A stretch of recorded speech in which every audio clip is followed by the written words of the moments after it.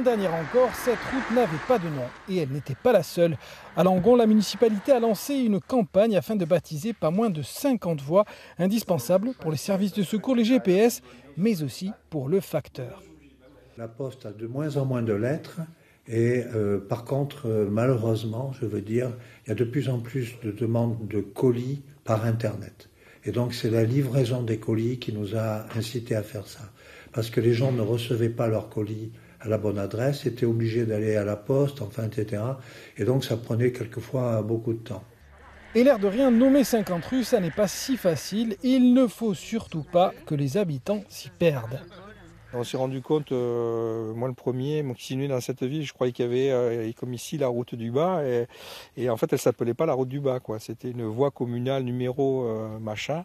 Donc après on a fait un gros travail aussi pour utiliser les usages, pas tout bouleverser mais les officialiser, quoi.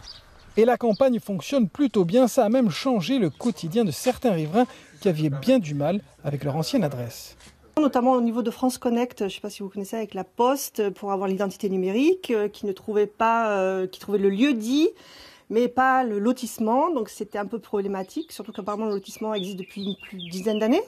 Donc voilà, c'était un peu problématique. Bon, ça s'est arrangé, mais c'est vrai que ça peut aider, oui, voilà, pour ce genre de démarche.